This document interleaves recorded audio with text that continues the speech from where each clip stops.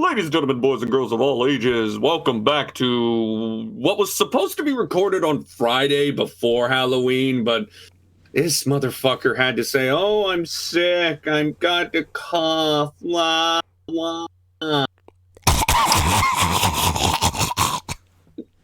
I didn't expect that. It's EHRPG. It's episode 4. What are we talking about today? Well, let's talk about video games to start. Oh. Yes, because Cyberpunk got delayed again. Dun dun dun. Wow. Got pushed back a couple weeks. That was announced what? And it kind of made me realize I never want to be a game developer ever. Wasn't that announced last Sunday? I think it was announced just after we recorded our episode. Yeah, so that was October or something.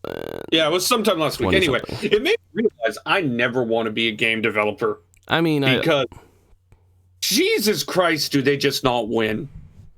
Yeah, I mean, that, and I wouldn't want to be a game developer right now.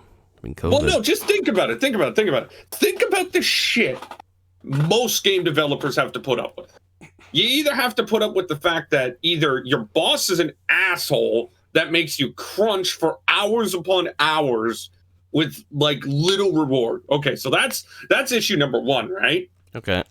Issue number 2 is, you could have a publisher say Activision that makes your the thing that you've worked on for years turn into this disgusting, degenerative, and just targeted thing, right? All right. Or you can deal with death threats. Yeah. Some of the death threats I saw posted to Cyberpunk developers was honestly hilarious and sad at the same time. I mean, people just don't realize. Come on, man. They're working from home, most of these people.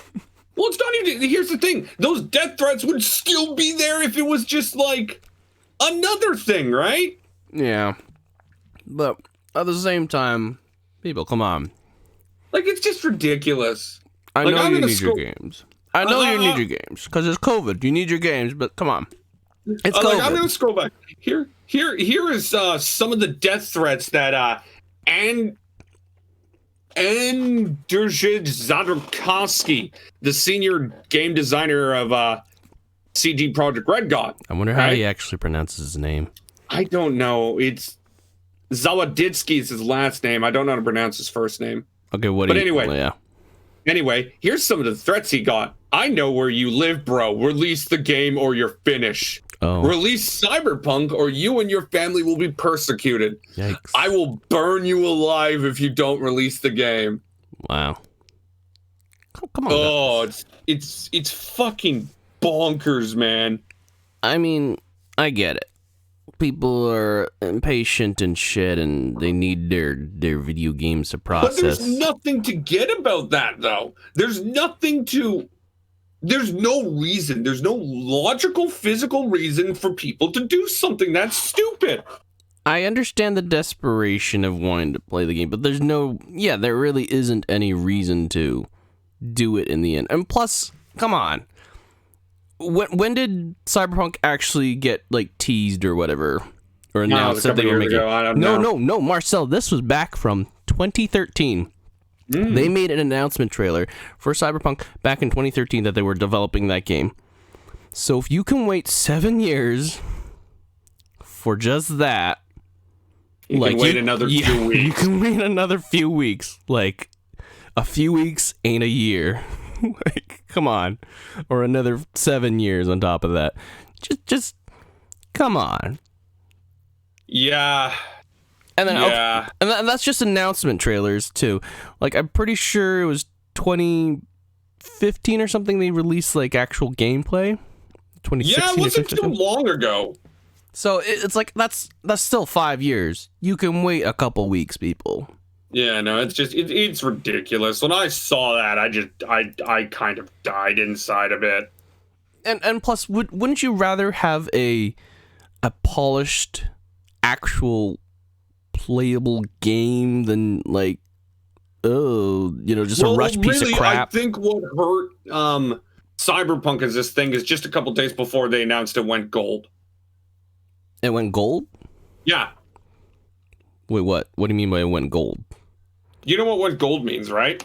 No. Does that mean that they sold a whole bunch of copies already? Prepaid copies? Going gold in the video game industry meets the point where you can press a master disc upon all discs, right? So it's pretty much you are almost 100% done, right?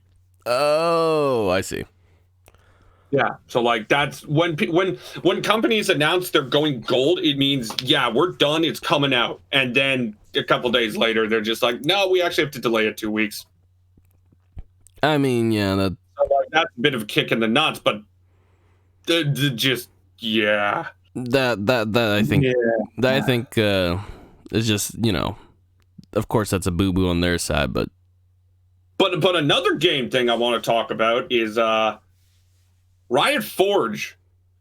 Riot Forge? Pretty much, I know you don't know this. Riot Forge is a publishing company that Riot Games created, right? I know Riot Games, yes. Yeah. So they created Riot Forge with the idea of letting like third-party indie developer people, right? Mm-hmm. Create games based in the League of Legends universe that they would publish. Yep. And during the League of Legends World Championships, which, by the way, congratulations, Dan One Gaming, LCK, good job. Yep. Good Congratulations about it. Congratulations. Even I don't know what team you are. Yeah. Well, you don't know anything. No. Yeah.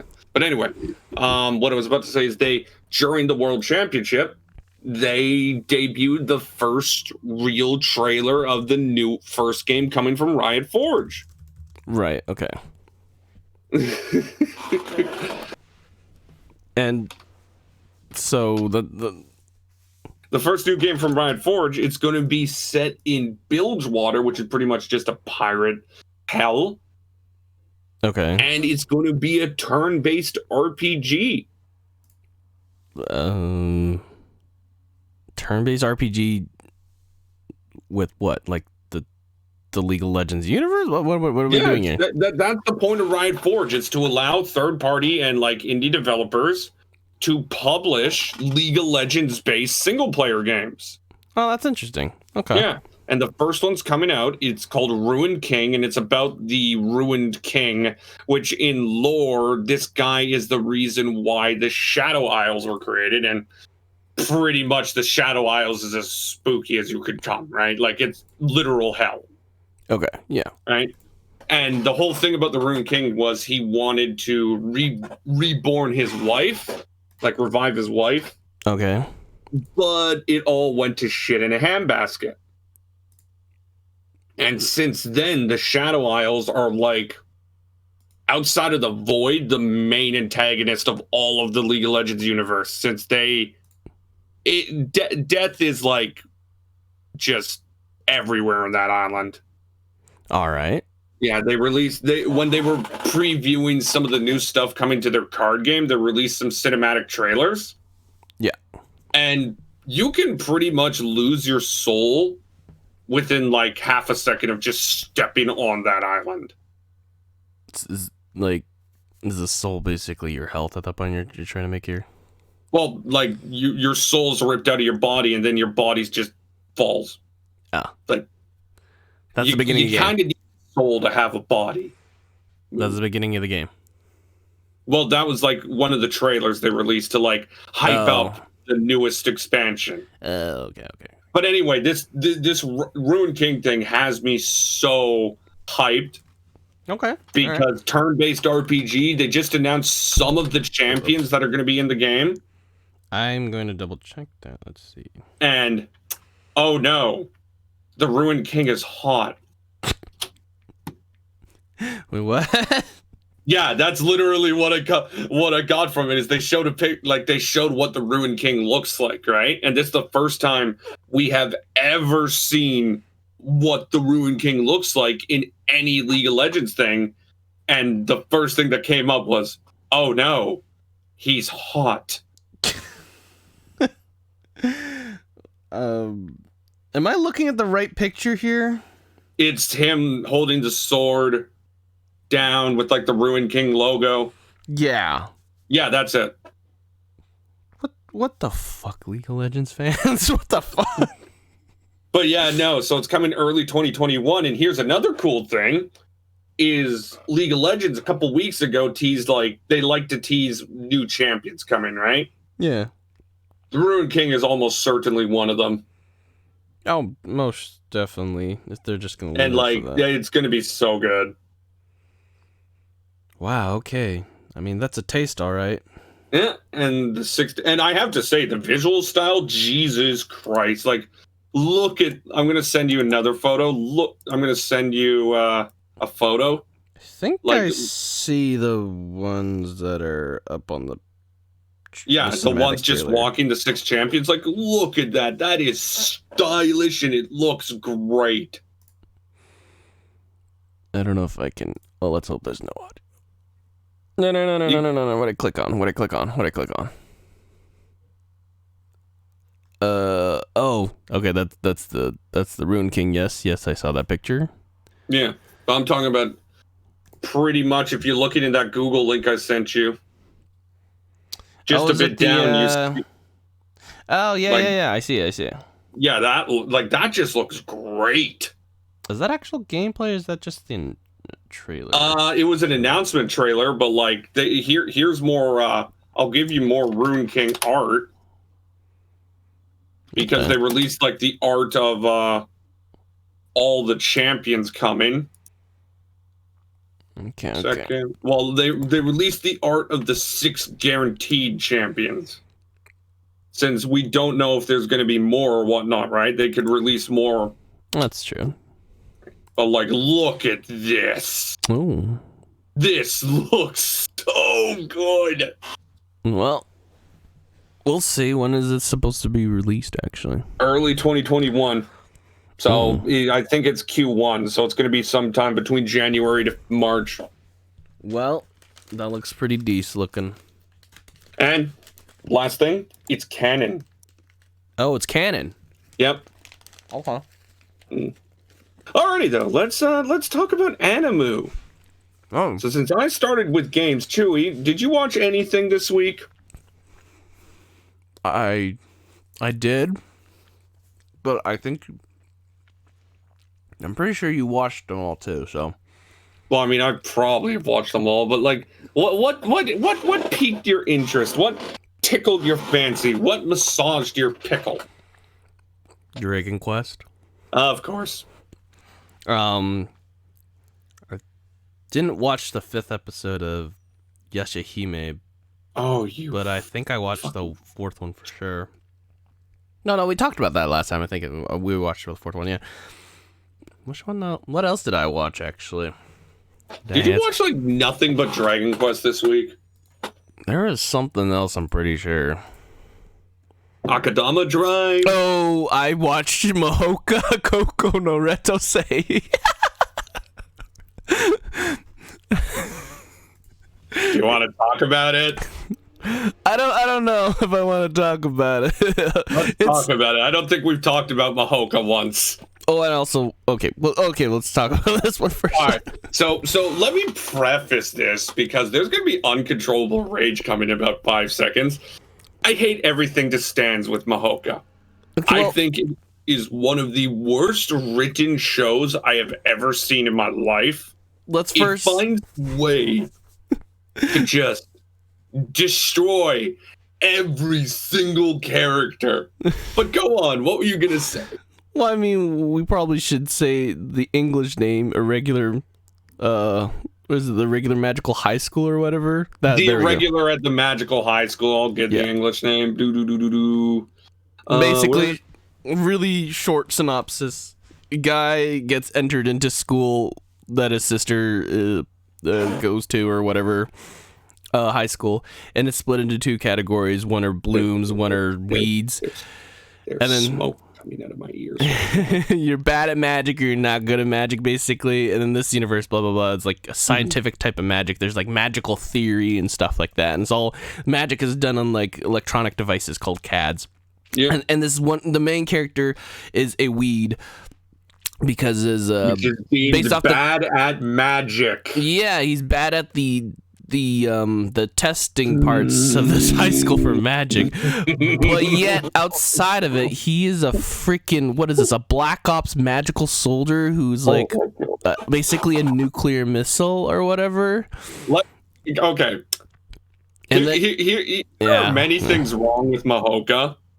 Tatsuya is just, personality-wise, I think Tatsuya is great. He's funny, witty. His character is honestly fun to watch in terms of his dialogue. You think but he's in terms of funny and witty? Tatsuya's power, he completely ruins the show. Because everything Chewie said is right. So like the show is like he's going to this high school and he's deemed a weed, which means he's worse at magic. Even though literally 2 seconds ago we just saw him destroy everybody with a nuclear blast. It's apparently like the stereotypical hit at like testing for schools or whatever. It's like, they test not all the right things or whatever when it comes to magic. They test pretty much everything wrong, and it's just like, well, how am I supposed to take this seriously, right? Yeah. And then fast forward in the seasons, there's some the season. This show is the pinnacle of what I hate with overpowered characters, right? Yeah. Because Tatsuya has to save the day all the damn time. Gotta do it, man. The worst part is it was halfway through season 1, right? Mm-hmm. There was the bus just being flown straight at them, right? Oh, and all the that students are shooting out their spells, and the bus stops, and it makes you think, oh, the students found a way to do it. Nope, Tatsuya canceled all their spells because they were casting spells that overlapped with each other, and it's just, oh. So once again, Tatsuya saved the day. Yay. And like, I'll know Zero's another show that does the overpowered protagonist so horribly. Yeah. There was one fight in I'll Know Zero that broke me when the main protagonist was in space, right? Mm-hmm. And we had all the other guys on Earth getting a fight, and the fight's awesome. We see these characters doing crap, right? And like, I'm like, yeah, that's what I want to see. Mm-hmm. And then the main character fires an orbital laser from space and kills the villain. Okay. Like simply out of nowhere, and I'm just like, oh, okay. And that's the issue with like these type of shows is like Mahoka creates all these characters, which some of them are interesting. There's some good characters in Mahoka, and completely neuters them the next week because, oh, Tatsuya saved them, making them seem useless. Or how about let's have this character get this great arc. She's trying to like become this better caster, and she fights Miyuki in a tournament, right? Mm. And you could write it as have her like challenge Miyuki to a point where like Miyuki has to try really hard, and like you have this good little fight, and in the end, even though the character loses, Miyuki has her respect. No, Miyuki just wipes the fucking floor with her. Like just destroys her, and I'm sitting there just like, okay, thanks for ruining another good character. Right. Yeah, that's the and it just every time I'm watching this show, right, I'm like, okay, like the thing this show needs, and I thought they could have it with this new character Angie, is someone to challenge Tatsuya. And then, but no. In their fight, Tatsuya pretty much just like fucking Christ. He gets shot 7 times and just regenerates it all. Just canceled it. It's just, and here's the thing. You can do an overpowered character correctly. Knights and magic. Yeah, you know what? Ernie is ridiculously overpowered. But you know what? All the other characters in the show are shown to be equal with him in strength fighting, have their own quirks, and have their own reasons to stand beside him, right? And then you got a show I just finished watching that aired last summer, The Misfit of the Demon Academy. Oh, yeah. Like, you know what? Anos, here's the thing. Those shows are similar because Anos is labeled as like a hybrid. He's a hybrid, right? So he's automatically considered weaker. Right. And yet the show kind of just, the show uses that to tell a story about how royalty in demonhood are just dicks, right? Right. And they don't take itself seriously.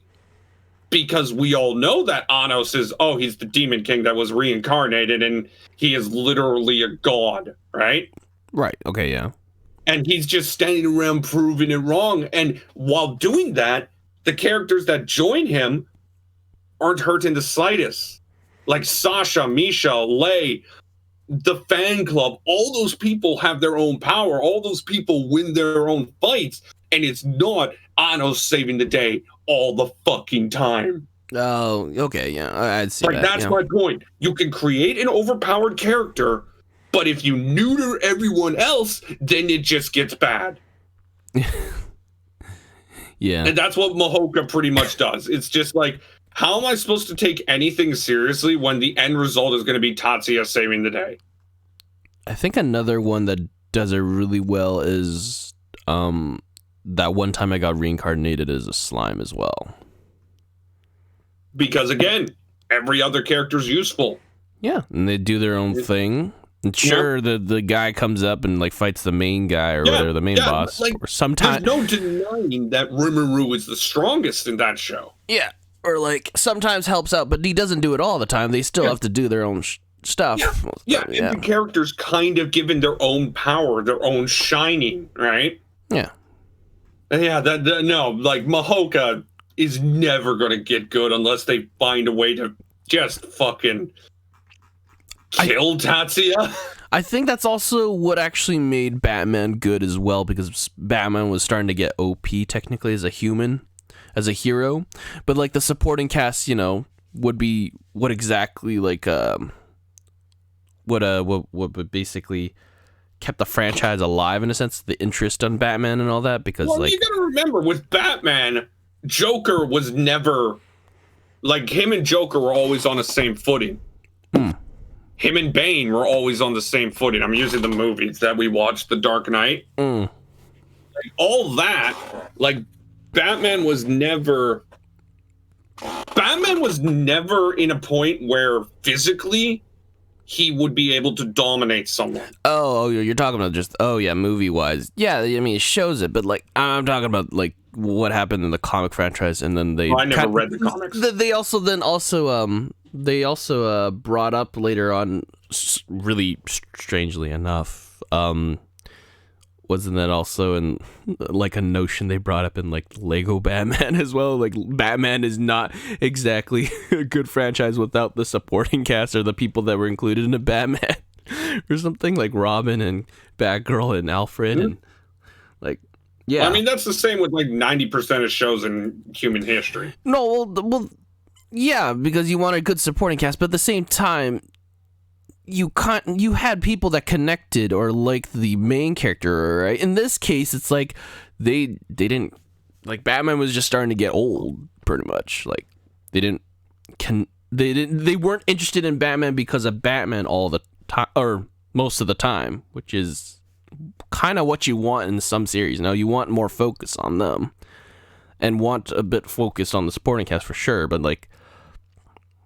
they're the main character for a reason. But if you kind of created a bad, it's not like you create a bad franchise. It's just that you're getting a failing franchise if your main focus is kind of not your main attraction anymore to the franchise itself. In a sense, yeah.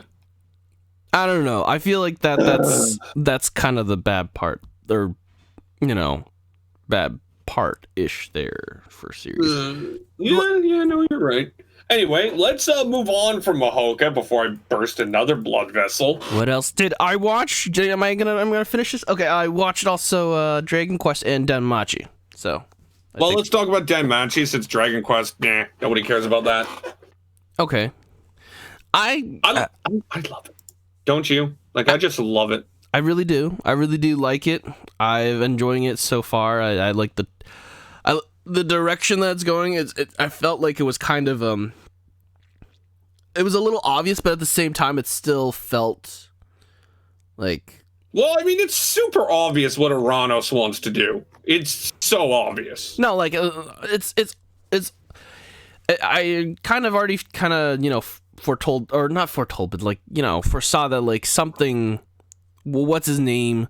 Once they introduced the gargoyle group or whatever, it was basically like, okay, yeah, so something's gonna happen. There's gonna be like a, the dude's gonna go and probably kill some humans or something like that, or attack the humans because of something. Well, I was more talking about it's super obvious that Uranus is sending Bell there because he knows what Bell's going to do, and he knows that Bell's going to try to protect the Xenos.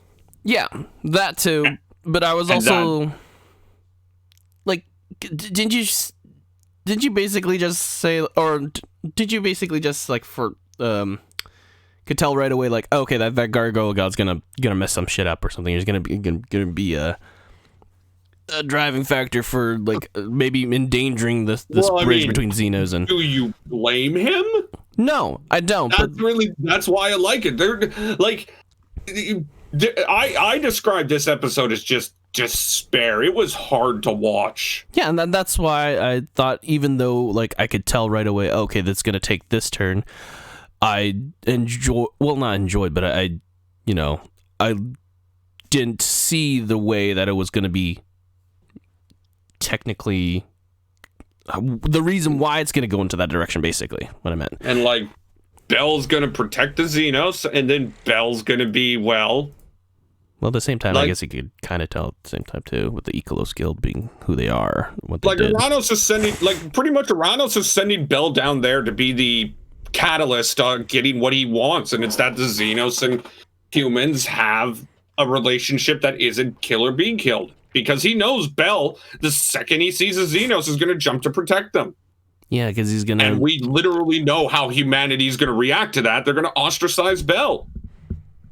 He's going to see one and be like, Weenie! Or he's going to see Weenie and it's going to be like, Weenie! And, like, it's one of those cases where you don't blame Bell because he knows the truth. Yeah. And the whole goal of Uranus sending Bell there is to get other humans to start figuring out the truth. Get woke. Pretty much. Like, that's just it.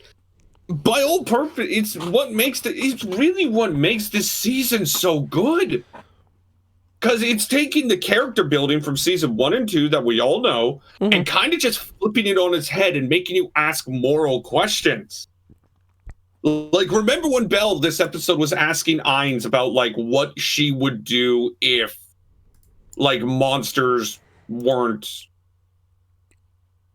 Like, what she would do if, like, monsters ended up being good people, right? Right. Yeah, like, what would you do if... I forget how she responded to that. Something about, like... Son, if monsters had a reason to live, would you... If they were pretty much... He's asking if monsters were, like, similar to us, what would you do? And pretty much Ainz just said if monsters bring harm, she kills them. Okay. Yeah. And that's just the thing. And that's why I think Uranus sent him down there, because he wants Bell to be the thing that shows people the light, in a sense, right? Yeah. Because by all purposes, most Xenos don't want to kill humans. Most Xenos just want to live a normal life. Yeah, there wasn't that many in the don't like Xenos or don't like humans kind of faction. And they also, they weren't... I'm sure, like, even that group weren't. Well, that Dragon and his group are clearly not evil, but they're just... Yeah, they just don't exactly trust them. That's all. It's one of those cases where, like, you've been broken and beaten so much, what's going to change, right? Yeah, but they're not going to start a fight or anything like that. But they just don't trust humans. Yeah. They're going to stay away from them. They're going to try to ostracize them, or not ostracize, but they're just going to try to distance themselves from. Like, they aren't going to do shit with humans because humans have caused them nothing but pain. Yeah. Yeah. And honestly, that's what I'm saying, though. This season of Danmachi has benefited from the fact that there's really no need to develop any characters that we don't know anymore. And yeah, because of the recent episode, it kind of pushed the. But yeah, no. Next episode, Bell's going to protect the Xenos. He's going to get ostracized. And then we get to see the fight. Dude, I am so hyped for Bell versus Ainz. Ooh, we get to see the fight, man. That's going to be just absolutely gushing with moral issues, with just like what is right and what is wrong. Marry your waifu, date your waifu, more like fight your waifu for lifeu.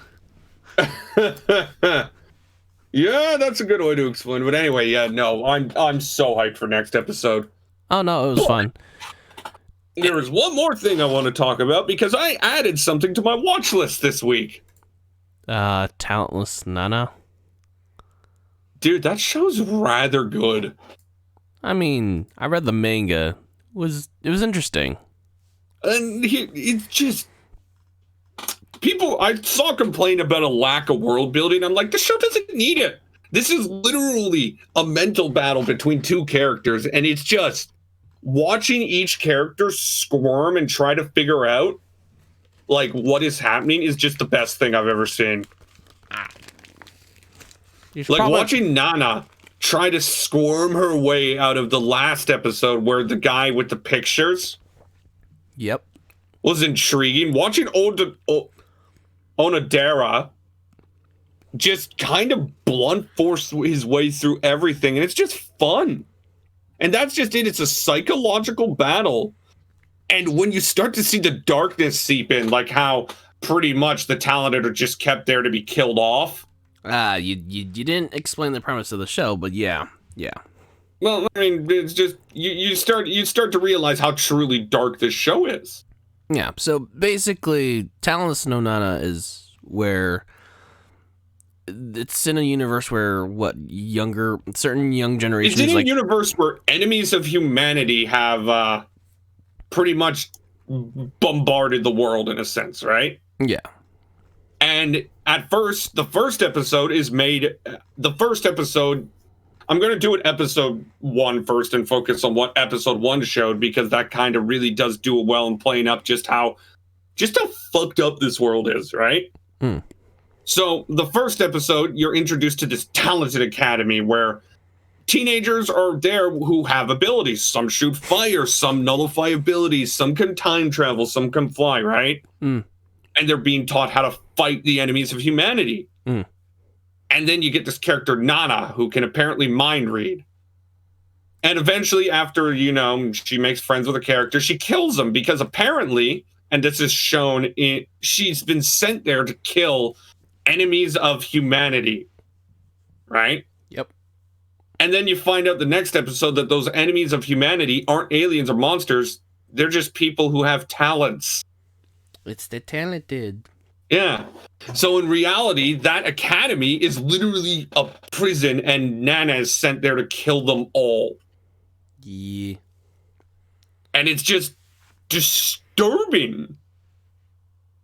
Yeah, because, what if it gets to the point, there's only, they see a significant drop of people? Wouldn't the talented get kind of... But that's where Nana comes in, and her wordplay and the ability. Pretty much Nana's whole goal now is to avoid being outed as the killer, because at this point now they know there's a killer on the loose. Yeah.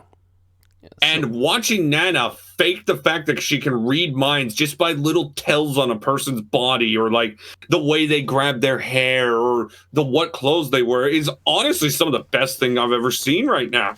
Yeah. It's a battle of wits, and it's hard to take your eyes away from.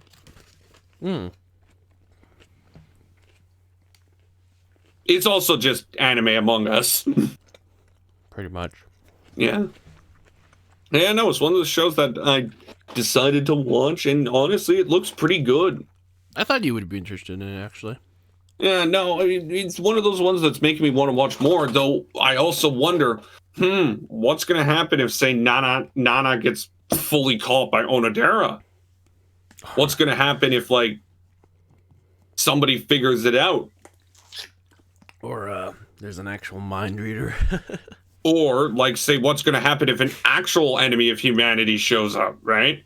Yeah.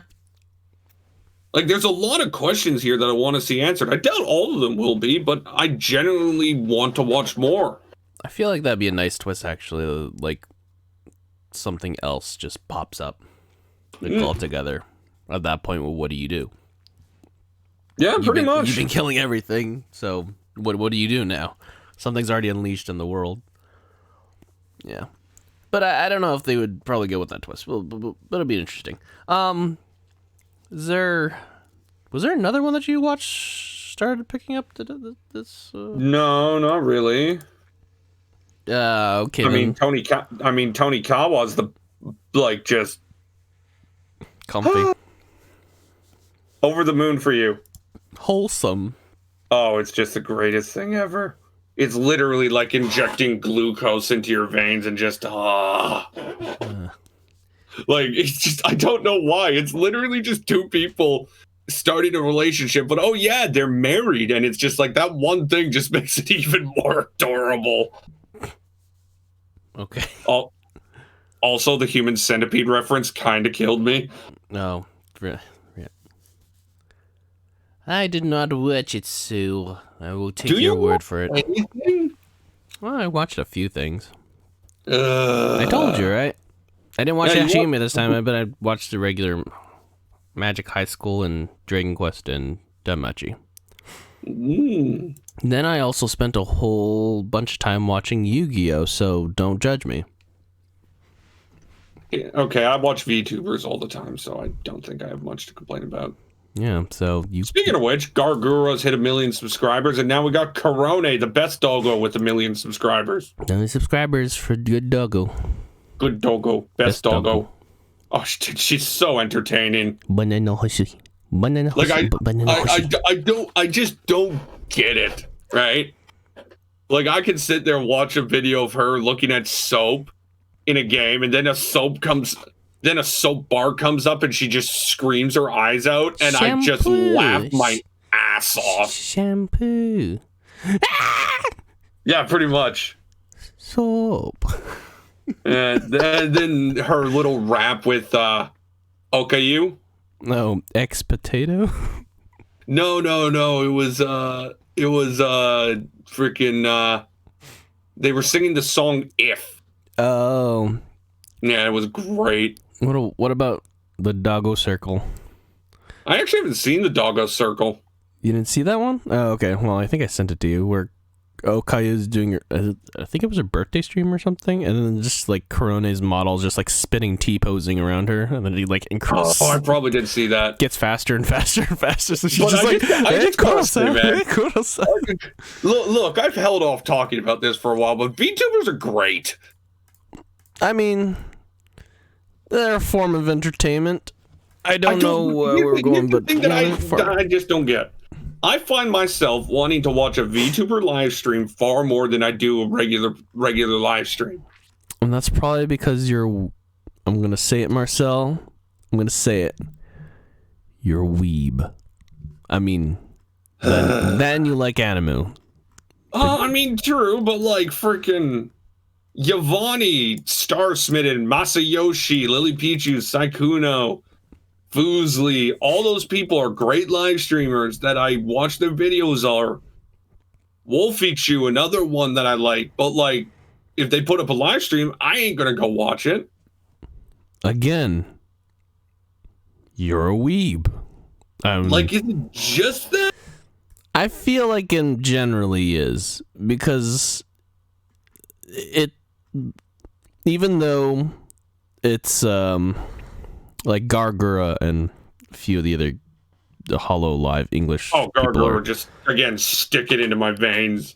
The comfiest fucking shit I've ever seen. Even if they're like the English version of Hollow Live, it's still, the way they do things is still very, I feel, a little bit like a little bit of Japanese culture in there. And I feel like that's the entertainment and that's the attraction. Not just the anime models and stuff like that. And the fact that they can change their faces and do different things and stuff like that. But it's more, I think, idol culture and how it's kind of evolving a little bit. You're probably right. Yeah. And then because it appeases to all the weebs and the degenerates and the... I mean, there's going to be a Phasmophobia stream with like 4 of the English girls that I'm going to watch and laugh my ass off on. Oh, yeah. I already watched a bit of that Left 4 Dead one. That was great, too. With the English manager had to film the fourth spot. The manager comes in to save them because for some reason people kept getting into their games. And it's so funny. It's just like, oh, manager's really excited. And my son really excited to play. Yay. But yeah, no, like, it's just, I don't know. I find myself wanting to watch their stuff far more. Again, I think it's just their formula. I feel like it's the Japanese formula that just appeases to you guys and to me even too, but yeah. like some of the best part, like that Among Us stream when they collabed with the fifth generation people.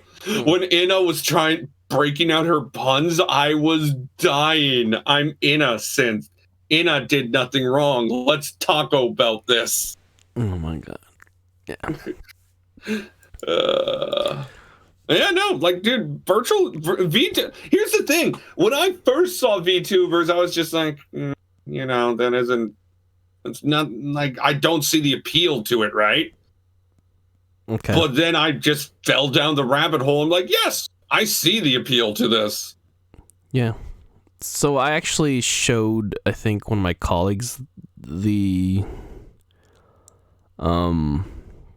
VTuber, I'm pretty sure. I think it was Garbage-err and their debut stream, the Hololive English Girls debut streams. Or debut stream, sorry. Yeah, and Garbage-err? Yeah, and Ina and what is it? Maury, Kiara, and Amelia. Yeah. Calliope, whatever. Yeah, just the one who has just a badass songs. Yeah, but again, subjective. But I showed it to him, and he he just took off his glasses and just rubbed his eyes. That was kind of my reaction too when I started, though. Thing is, he's also from a different generation altogether. We have to. I know, but that was like kind of my reaction too. And then I just like, you know what? Let's check it out. And I'm like, oh, this is adorable. This is funny. This is soothing. He watched the original Bubblegum Crisis anime, like the animes from like long ago, Marcel. 1982. Even probably around 1980 somewhere, yeah, in that area. But yeah, so I can understand why. But here's a question I'm going to ask. So, like, Hololive has been around since 2018, late 2017, from what I can tell, right? Mm. Do you think VTubers would have blown up like they did if there was no pandemic? No. Like, I think they would have continued to push up since they were clearly rising at the beginning of the year. I don't think they would blow up, though. Yeah, I don't think they would have exploded like they did. Like, they definitely just absolutely blew up in like the middle of the summer. Yeah. And honestly, I think it's a good thing because again, gives people something. Like that's the thing, though. It just gives people something nice to watch. It gives people something that they can look forward to in a sense, right? I mean, and there was also like VTubers that were already kind of directed at kind of the English audience as well. Because like things like Zentrea and Iron Mouse, Project Melody, I think, or whatever. Yeah, Project Melody is one I heard about. Yeah, like there were already VTubers technically in the last couple years already. Though I'm not sure if it's because of Hololive and I forget what the other guys were called. Probably everybody likes virtual avatars. No, I'm just saying I don't know who originated what, honestly. But basically, they already existed, and honestly, I think they have a steady fandom. I don't know how big of it was back then, but I think it's starting to grow even more thanks to, I think, in part because of the whole Hololive boom and well, I forget what the other company's called. There's another one that does the VTuber stuff. And they have the male VTubers too. I'll give you an example here. Friggin' Project Melody's got 342,000 followers on Twitch, on Twitter.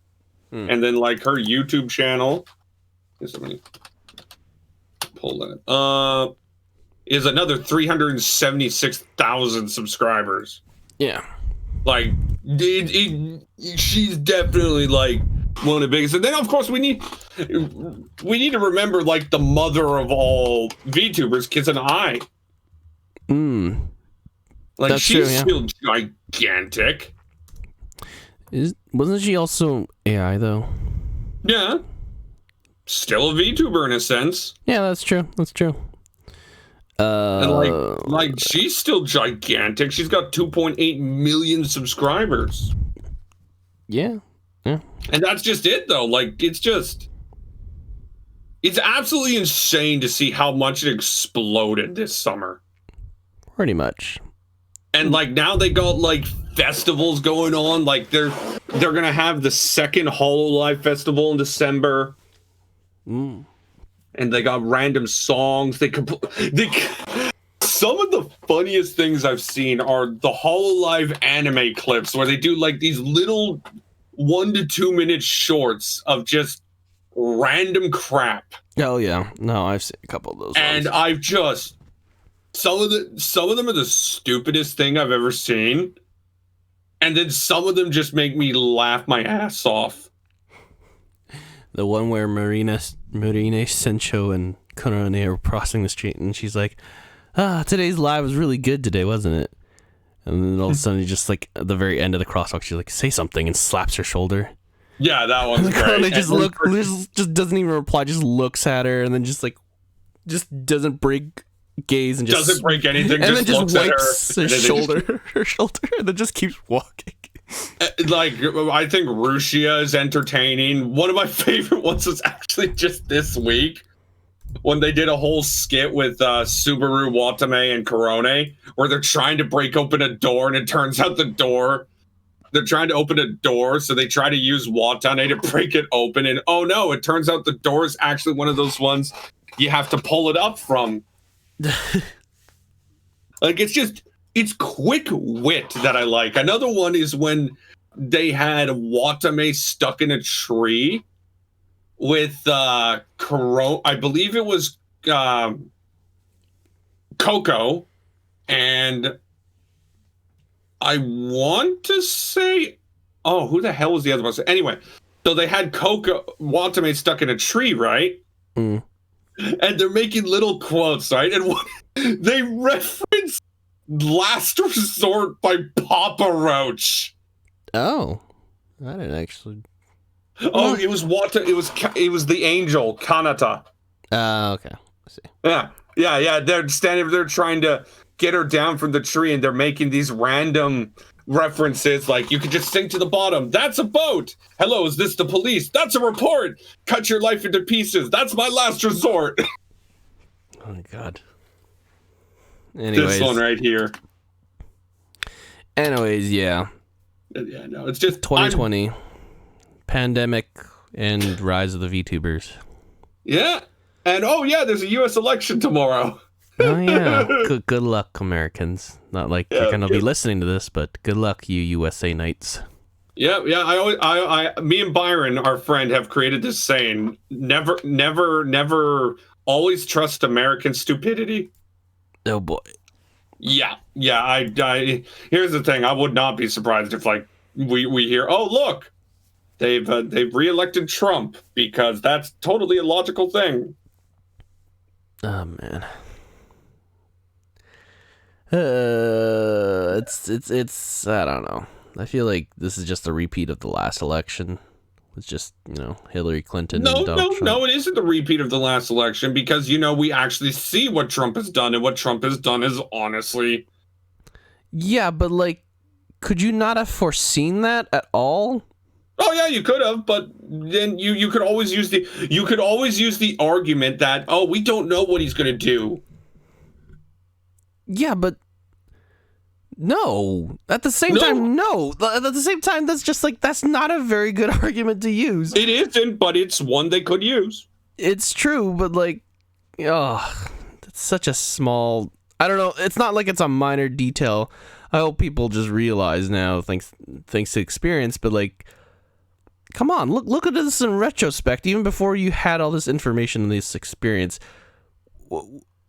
would it really have been a good idea if you elected Trump over Clinton? No, Really? obviously, but everybody's arguing, oh, he's not a politician. It's just like, yeah, and it's showing he doesn't know how to handle politics in the slightest. No, he's more like a troll social media and Like, businessman that's the kind of thing. guy. That's the thing I've always hated about politics. We need to elect people who aren't political. It's just like, then they get run over by people who are good at politics. Yeah. Well. Okay, yeah. All right. One more thing before we're done recapping. Oh, what's this? Dragon Quest. It was fun. Oh, we do have to talk about Dragon Quest, don't we? We do. I mean, the last episode was, It's all right. I mean, not gonna deny, I think Dragon Quest really is painfully average most of the times. It's got some good quality to it, but it's not something that when we end the season, I'm gonna rank anything higher than probably about like middle of the road, if you ask me. I see. Oh, I'm enjoying it though. But that's the thing, Chewy. That's the thing. Something can be bad or okay, and you can still really enjoy it. Like, I enjoy Dragon Quest. It's a fun watch. But when I get down to the nitty gritty, I'm sitting there just like, yeah, and it's that's just really it. It's just a fun watch. One day. What? One day. You sound so heartbroken that I ain't praising it. Why? I'm not saying you should praise it. It's a good show. It's entertaining. All right. But I also don't think it's anything more than just entertaining. I guess we'll move on to the next segment then. Oh my God, Chewy. Let's move on to the next segment. In light of Halloween and the fact this podcast was supposed to be done before Halloween, we were going to talk about spoopy shit. So we didn't really, I guess we didn't really put the talk about a little bit what we were going to talk about. Is it just going to be only anime? Talk about spooky games, spooky anime, spooky this, spooky that. The idea is we're gonna be talking about what's good scares and what's just why is this considered horror? Oh, okay. Were we also gonna talk about our own favorite kind of spoopy stuff, or kind of spoopy but not really spoopy, and then the stuff that deals with monsters? Sure, it's up to you, buddy. Remember, this whole segment's all about winging it in a sense. Okay. Did you have something? I mean, we could talk about how sometimes anime kind of forgets that, hey, being grotesque doesn't mean horror. Oh, are we? Okay. I have a feeling I know which one you're talking about, but go ahead. I mean, take a guess. I don't want to, because I'm. Well, I mean, there's many shows that kind of do that. I think Elfen Lied is a show that really does not realize that, yeah, you don't need to have blood squirting out of every appendage to be horror, right? Right. But I think the worst of it, and is large part due to the writing, is King's Game. Okay, yeah. That show is classified as a horror. It's meant to scare you. It's meant to make you feel disgusting. It's meant to make you creeped out. And I was just laughing my ass off. Okay. It's one of the worst shows ever made. It is. And it's not what horror actually is. Horror isn't. And that's the thing about horror, that horror's subjective, yes, but horror isn't just gratuitous violence or making people say, if we don't fuck this girl, we're going to die. Wait, we're not talking about Elfen Lied. Which anime now are we talking about? I literally said King's Game, and you literally acknowledged it. Yes, but then I also had a ditzy moment there, so. We should dye your hair blonde. Yeah. Anyway, but that's kind of my point with horror, though. It's horror isn't just gratuitous violence and hideous monsters and people dying. Just fuck off with that grade school shit. I feel like there needs to be suspense too. there needs to be moments where the character or the reader, realizes that, okay, they're in danger, mortality is at risk, develop a bit more than that maybe, and just like get to understand a little bit of the situation, and then before you know it, okay, I wasn't expecting that, or that's a scare, that's a bit of horror, and then I guess also another form of horror is more like psychological. More psychological. Yeah. More like how can a person think this way? What are the reasons and stuff like that? Or like, why do or like how humanity? I guess an example would be like I guess it's not really it. I don't know if you consider it horror per se, but it's definitely suspenseful because of it. It's like Attack on Titan. I mean, that's definitely not horror. That is 100% not horror, but it definitely has a suspense to it that is kind of hard to ignore. Yeah, and it makes it, in that sense, scary because, like, the whole entire thought of, okay, these guys, these monsters, these titans, they kill people, and sometimes they just like bite into them and stuff, but they don't do it out of nourishment. They don't need to eat us or whatever. They do it because they can't. That in itself, I feel, is scary. It's like you don't understand at that point, right? Because it makes you like, because you're a human, you're trying to think it empathetically or logically even. Why the hell are you doing that? Okay, it's something that it's a foreign being that you just can't read. That in itself, it's scary. Yeah, no, that's actually a good point. So I feel like that's another aspect of horror as well, is that you sometimes just can't understand certain things because it's not driven by, say, for example, there was this is one manga called Cage of Eden, where it's basically a plane flight that gets accidentally, like, I think it's drops into an island, where there's just a whole bunch of prehistoric animals, and I'm not talking about dinosaurs and stuff like that. I'm talking about more of the mammals that dominated the Earth after the Ice Age or during the Ice Age, like the Smilodons and the saber-toothed tigers and whatnot. Yeah, there's like those big dog things like Karak or something. I can't pronounce their names, but basically the survivors of the plane crash just get hunted down and figure out, oh, there are these prehistoric animals here and they're eating us because we're the lowest part of the food chain. So that's scary in itself because you're being hunted, but you can still kind of understand in a sense because they're animals. They gotta eat to survive, and you're the weakest out of the bunch. You can't defend yourself, and things like that. Or at least you're not in this sense. So, like, comparing that to, say, like, an Alien or Shingeki no Titan or something, or, sorry, Attack on Titan. Yeah, you don't understand. That in itself, the unknown is the fear factor, I feel, in that point. As well, and shows like King's Game kind of just throw that out the fucking window for jump scares and just random stupid bullshit.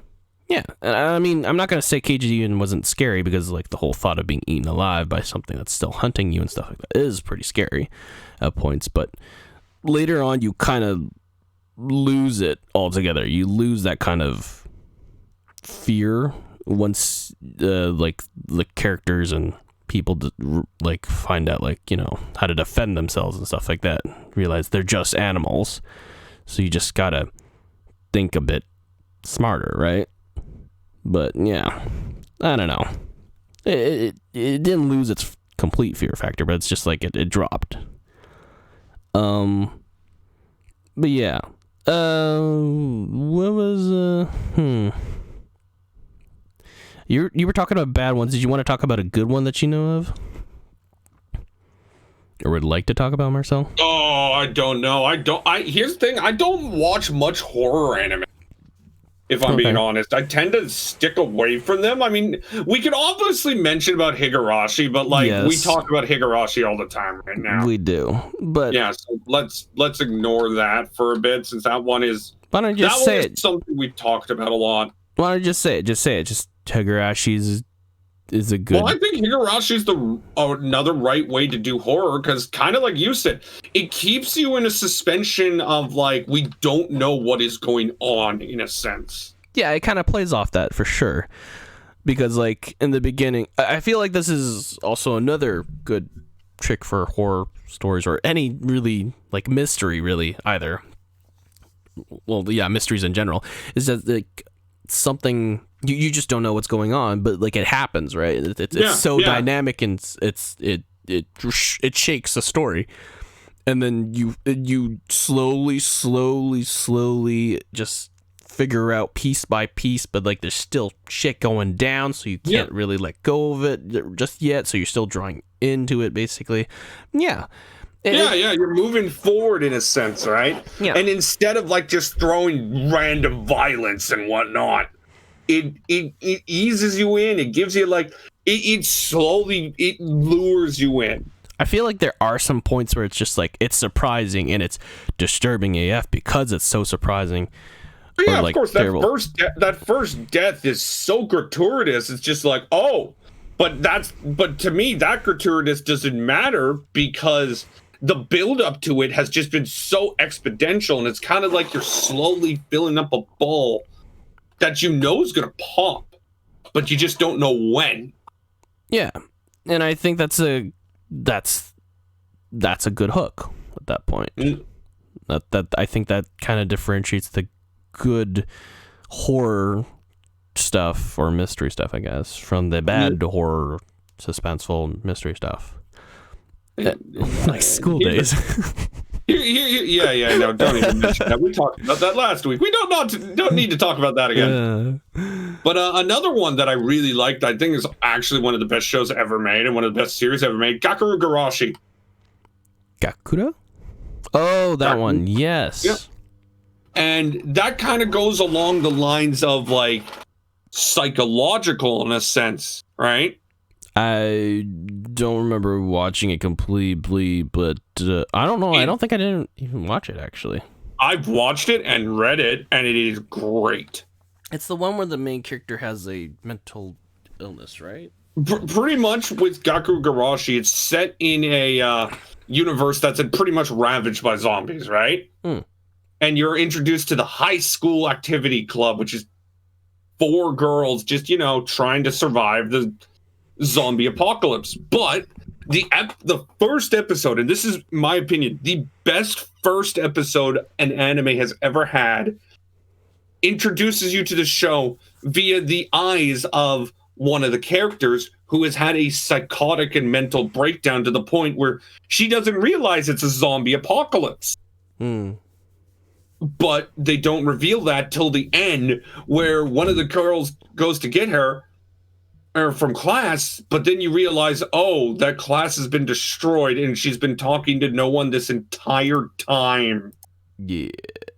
And like there was this photo of I'm going to get the image and send it to you. This photo right here. This image right here literally just sold me on this show. Right? Okay. Second, I think it's this. Yeah, this image right here just sold me on the show. Okay, yeah. And then the whole show after is literally all the girls, they're fighting zombies, but it's all about their mental well-being, and like they're all breaking down slowly to the point of like they're all going insane. Yeah. And it's one of the best mental shows you will watch. Okay. And it shows that horror is less about like, oh, scary monster chasing you, and it's about this immersion, this luring you in. Like the whole beginning of this episode's cute and adorable. You have people having fun. You have this cool little doggy, and then oh look, everybody's dead and this girl in front of us is actually insane. Yeah. And watching the characters kind of try to get around that. Like they have to play that. They have to play it serious. They have to go along the lines that, yeah, oh no, everything's fine. And It's they're just slowly being drawn into the madness, pretty much. Yeah, no. By the end of the season, one of the characters, like the mother figure, ends up going so insane she imagines that her sister's with her for like the majority of the rest of the series. And it's easily one of the best horror shows ever made, one of the best horror series ever made. Okay. I think I remember you talking about one episode of that one as well, about the like a teacher or something, and then the character doesn't realize in the end that she's like dead or whatever, but it's revealed afterwards. No, freaking I remember the teacher who like we all think is alive, but it really is just another one of her hallucinations. Yeah. And then in the end, it's revealed that, oh yeah, the teacher's like the final zombie boss that they have to get through to get out of the school. And it's just, this is a bit much for my cold, dead heart. Mm. Yeah, no. Gakure-Garashi's one of the better shows out there. Okay. I'm gonna bring up actually another manga that I read, which was I feel like it's a soft core kind of horror, but not really at the same time. It's called, I don't know if I'm pronouncing this right, Mieruko-chan, where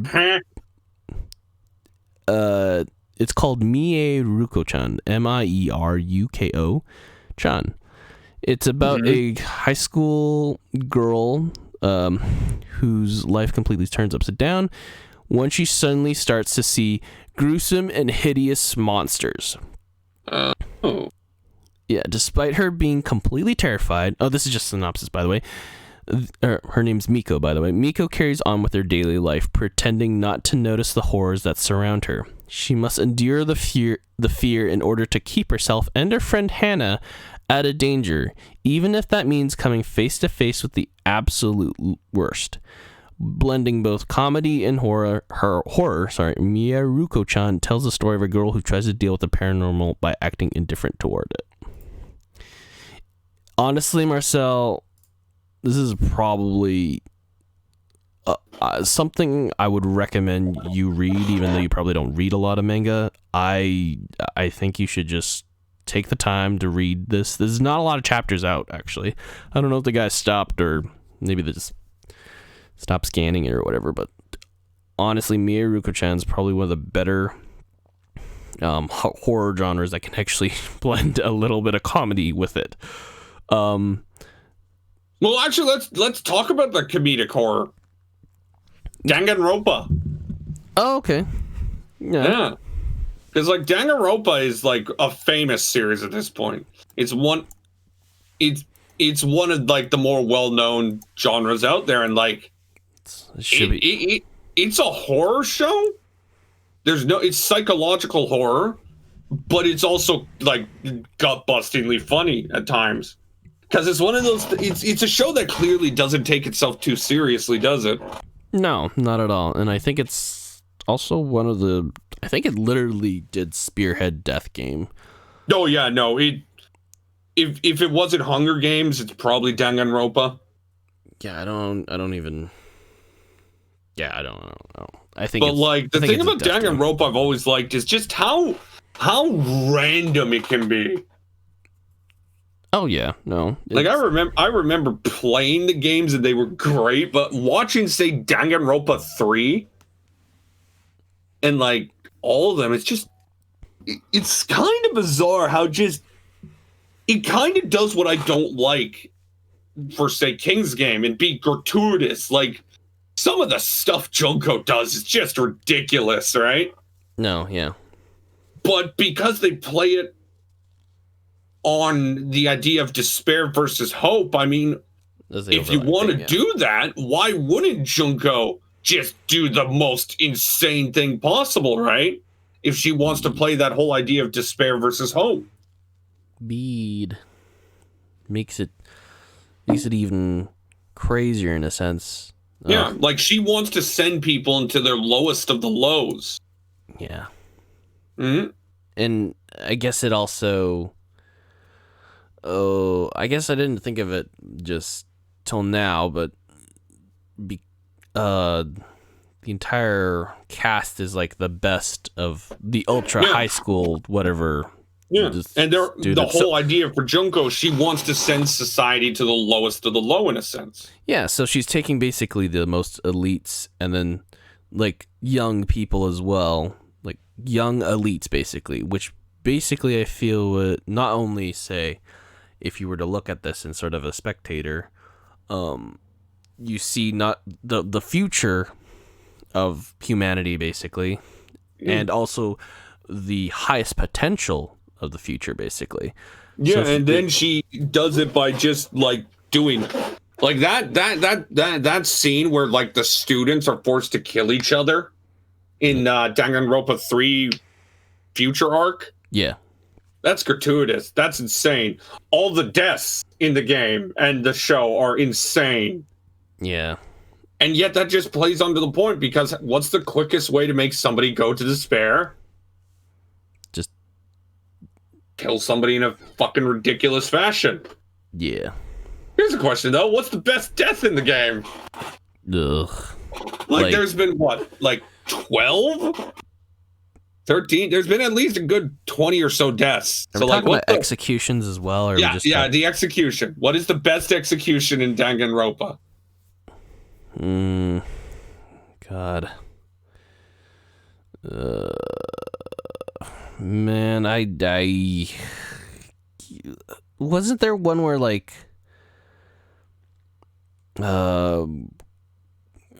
Kuroma was having a bit of a hard time dealing with until the very end or something, because it didn't look like they were gonna die until the very end. Are you talking about V3's death, the astronaut dude? I don't remember.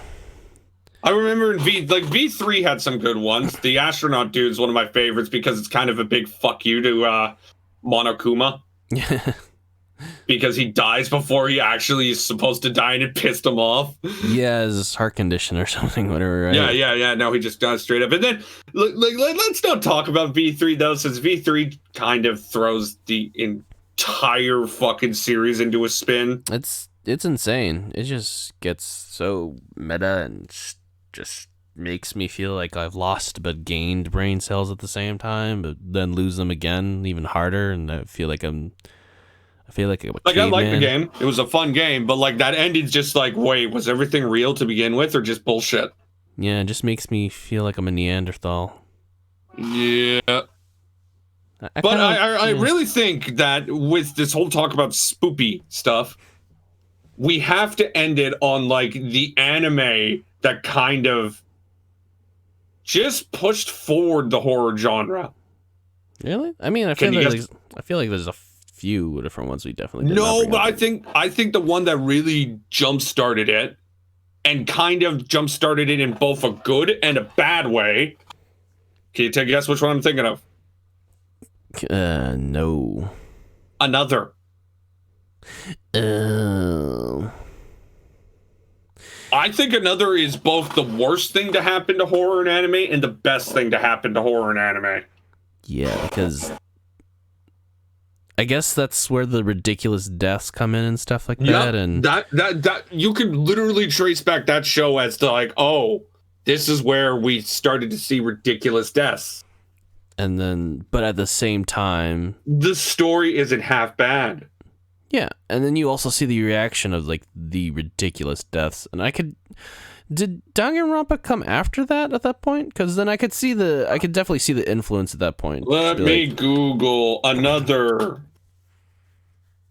The novel of Another started in novel 2009. It was Serialized by Katakawa between 2006 to 2009. So yeah, it came out before Danganronpa, since I believe Danganronpa was 2010.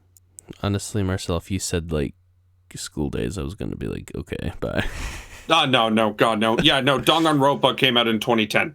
So yeah, Danganronpa came up after another. So yeah, it's pretty obvious that Danganronpa did take some influence from another. I mean, they had to, because they saw the reactions of those ridiculous deaths at times. Yeah. So I can see the influence. But like another is really what started horror in anime the way we see it now, in both a good and a bad way. Because without another, I don't think many horror animes really do start getting the attention that they like. Because horror is such a hard thing to adapt. It is. Like, it is ridiculous. It's just as hard as comedy, because comedy relies on like the viewer liking it. Like, I can love Uzaki Wants to Hang Out, but then you can hate it. Yeah, that's true. And that's what horror is. It's a really subjective genre. Yeah. And then, like it's but like another could be literally traced back as the thing that started all the cliches we could see. Yeah. That is quite true. Like, remember some of the deaths in them. A guy was literally killed by a boat. Yeah. And then, of course, we have the umbrella scene. The teacher slitting his throat. The umbrella scene. All of that is ridiculous. It's insane. Yeah. And like, you have to think about, would another be the same without those scenes? No, it would not, because you wouldn't really, it wouldn't stand out at that point. It would just be another horror show with a halfway decent plot. And then but it's those scenes that push it over. Yeah. And that's where I'm actually going to come to sound a bit hypocritical, but like, another's kind of the prototype that could make those ridiculous deaths work. Yeah, I mean, I'm half and half. I can see it being what basically allowed people to experiment further and well, I mean, learn from the mistakes and I should say good results, I suppose, of a horror show. But yeah, I guess I have no way of I don't know, honestly, Marcel. Joey, have you not seen another? I haven't watched it fully. All I remember was that umbrella scene, and then I just stopped. Do you watch anything? I watched the stuff that you haven't heard of, so let's not. That's a fair point. Okay. Let's not question those things. Mister, I haven't seen Sakura Cardcaptor. Yeah, but that's like a children's show. Oh yeah, it's a children's show, all right. I'm just kidding. Actually, no, I think I'm going to make my 300th review Bleach. Oh. Yeah. Interesting. Yeah. Okay. I actually had a few more horror stuff to bring up.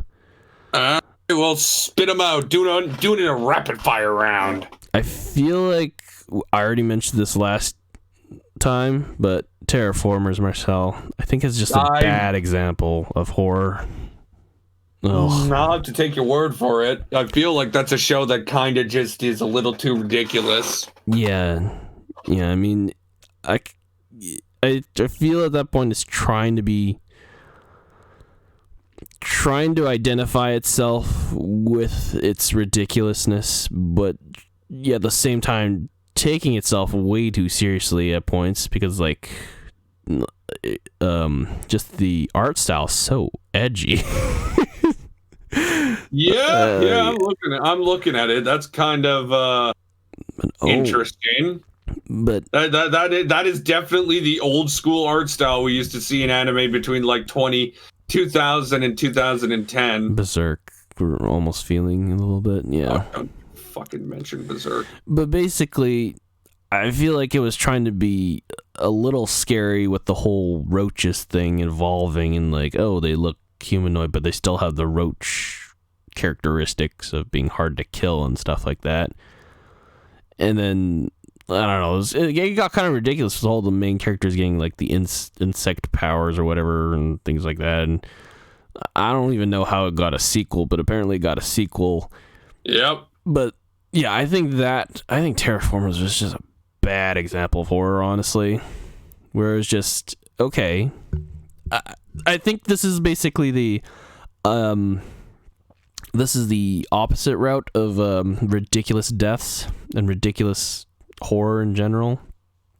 That you could just be too ridiculous at that point. You kind of lack identity. Because you're trying out way too many different things here. What's going on? What's up? Oh, sorry, my screen just froze for a second there. I was scared that the recording stopped. Anyways, yeah, that, and again, the design for the roaches. My God, Marcel. I'm not going to bring it up ever again, but because I already brought it up last time, just what the heck? All right, let's look at some of the oh my God, roaches. What in the what? Evolved humanoid cockroaches. Marcel, if you kind of squint your eyes a bit or just look at it in a very it is out literally of context, just a giant black man. Yes. With two fucking yes, wow.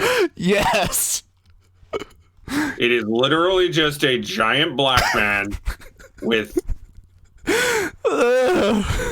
his hair sticking out.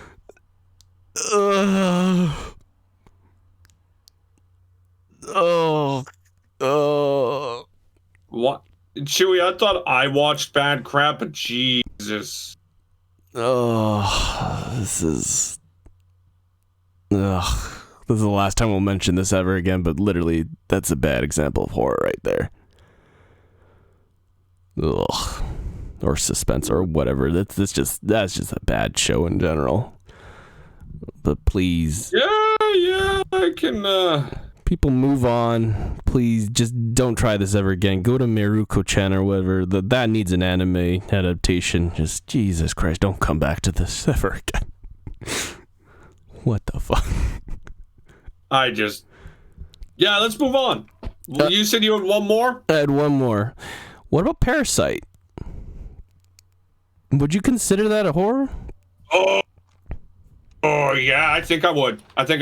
Yeah, because, like, it's so mind-boggling at times, and, like, but at the same time... It's definitely more psychological than, like, visual horror.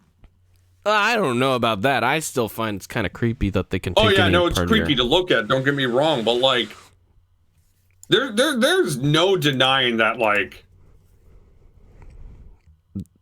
The visual-wise, that it's disturbing. It is, but like psychologically, it is just it rips you apart. Yeah, I think that's what made it so good, honestly.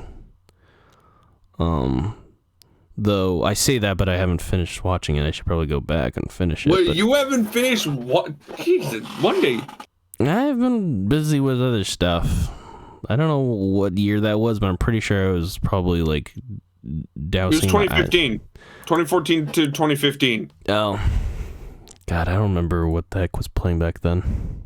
Lots of stuff. No Game, No Life showed up. Oh yeah, see, that's probably it. I probably watched No Game, No Life, and I think something else came around that time that was pretty good as well. 2015, you said? Oh, it's like Haikyuu second season, One Punch Man. Wow, yeah.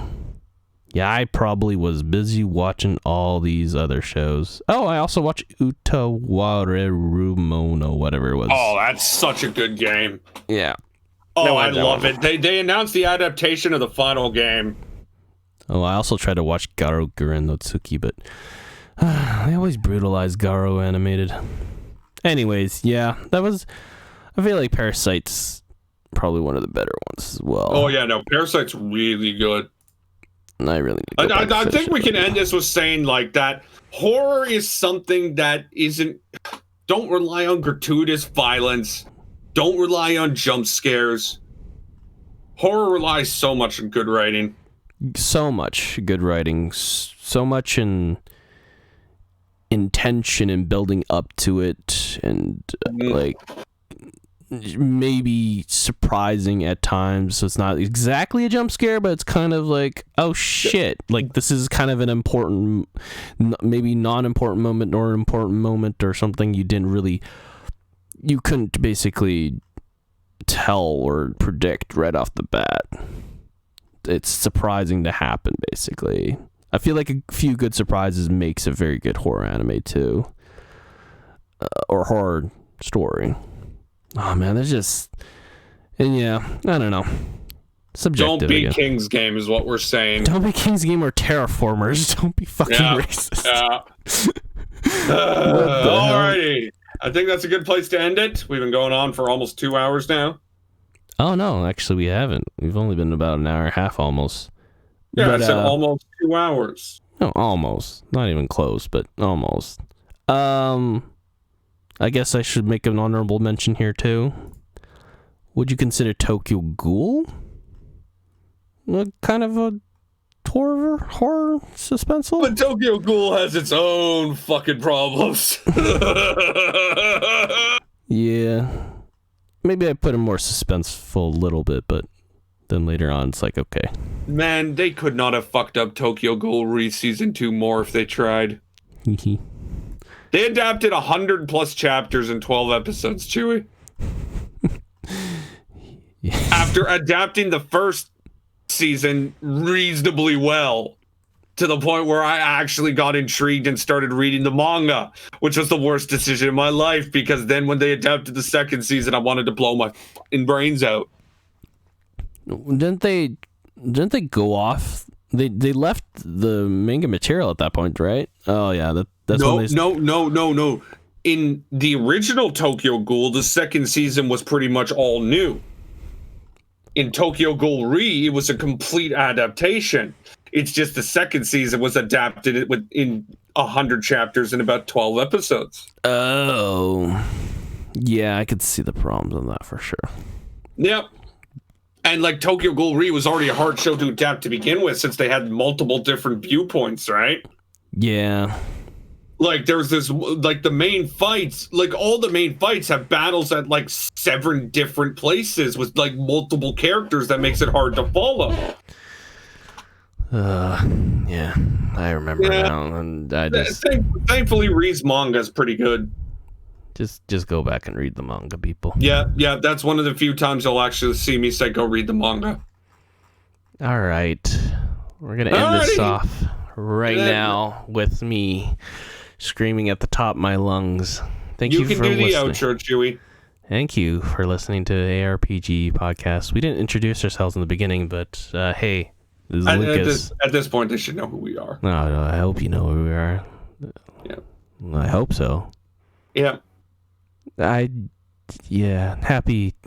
Oh, no, it already happened. Well, I hope you had a good Halloween nonetheless, even though you were inside, probably. Hopefully. Hopefully you weren't partying. Hopefully. Please, God, don't be stupid. Are you smart? You're smart, right? Okay, cool. Yeah, cool. Smart. Yeah. Smart. Yeah. Banana hoshi. Banana hoshi. Bye. Banana hoshi.